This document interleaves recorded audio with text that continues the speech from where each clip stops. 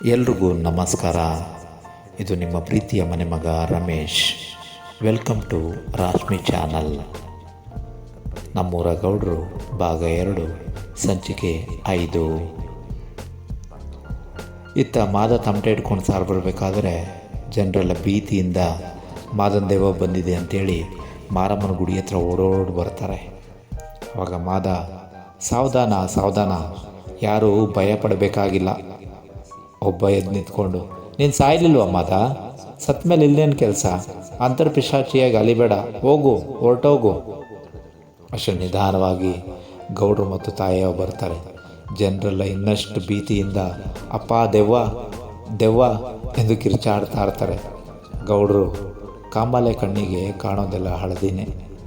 ನಾವೆಲ್ಲ ನಿಮ್ಮ ದೃಷ್ಟಿಯಲ್ಲಿ ಅವತ್ತೇ ಸತ್ತೋಗಿದ್ದೀವಿ.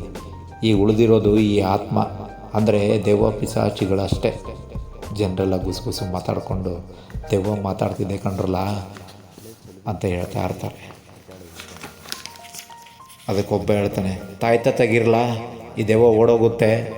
ಇನ್ನೊಬ್ಬ, ಚಪ್ಪಲಿ ತೋರಿಸಿ, ದೆವ್ವ ಎದುರುತ್ತೆ. ಕುಮಾರ ಬಂದು, ಆತರ ಪಡಬೇಡಿ, ಸ್ವಲ್ಪ ಅಪ್ಪಾಜಿ ಮಾತು ಕೇಳಿ. ಗೌಡ್ರು ಸೋಮನಿಗೆ, ಏಯ್ ಹೇಳ್ಕೊಂಬರಲ್ಲ ಬಡ್ಡೆತವನ.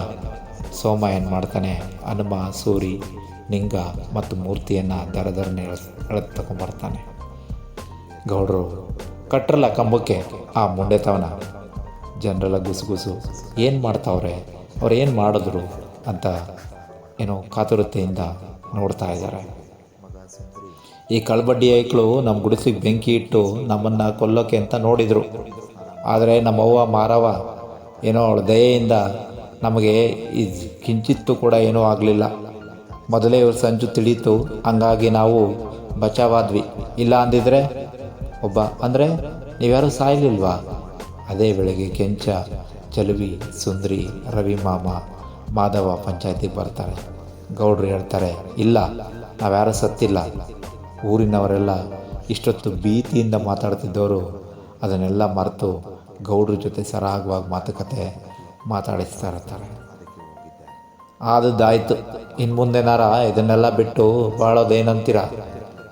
ಒಬ್ಬ ಎದ್ದು ನಿಂತ್ಕೊಂಡು, ಸರಿ ಗೌಡ್ರೆ, ನಾವೇನೋ ಏಸಿಗೆ ತಿನ್ನೋ ಕೆಲಸ ಮಾಡಿಬಿಟ್ವಿ, ದಯವಿಟ್ಟು ಕ್ಷಮಿಸಿ. ಇನ್ನೊಬ್ಬ, ಈ 4 ಹುಚ್ಚೆ ಮುಂಡೆಗಳಿಗೆ ಜೈಲಿಗೆ ಕಳಿಸ್ತೀನಿ. ಅದಕ್ಕೆ ಗೌಡ್ರು ಹೇಳ್ತಾರೆ, ಅವರಿಗೆ ಅವ್ರ ತಪ್ಪು ಅರಿವಾಗಿದೆ. ಇನ್ನು ಮುಂದೆನಾದರೂ ನಾವೆಲ್ಲ ಅಣ್ತಂಬಿದ್ದಿರ್ತಾರ ಬಾಳೋಣ, ಏನಂತೀರ? ಅದಕ್ಕೆ ಜನರೆಲ್ಲ, ಹೌದು ಹೌದು, ಎಲ್ಲರೂ ಒಟ್ಟಾಗಿ ಬಾಳೋಣ ಅಂಥೇಳಿ ಸಂತೋಷದಿಂದ ಪಂಚಾಯತಿ ಕಟ್ಟೆಯಿಂದ ತಮ್ಮ ಮನೆಗೆ ತೆರಳುತ್ತಾರೆ. ಇಲ್ಲಿಗೆ ಭಾಗ 2 ಮುಕ್ತಾಯವಾಗುತ್ತೆ. ಮುಂದಿನ ಭಾಗದೊಂದಿಗೆ ಸಿಗೋಣ. ಹೀಗೆ ಕಾಯ್ತಾ ಇರಿ. ನಿಮ್ಮ ಕಾತುರತೆ ನಮ್ಮಲ್ಲಿ ಇನ್ನೂ ಹೆಚ್ಚು ಹೆಚ್ಚು ಹುಮ್ಮಸ್ಸನ್ನು ತರಲಿ ಅಂಥೇಳಿ ಸಬ್ಸ್ಕ್ರೈಬ್ ಮಾಡಿಕೊಡಿ, ಲೈಕ್ ಮಾಡಿ, ಶೇರ್ ಮಾಡಿ ಅಂಥೇಳಿ ಈ ಸಂಚಿಕೆಯನ್ನು ಮುಕ್ತಾಯಗೊಳಿಸ್ತಾ ಇದ್ದೀನಿ. ಧನ್ಯವಾದಗಳು.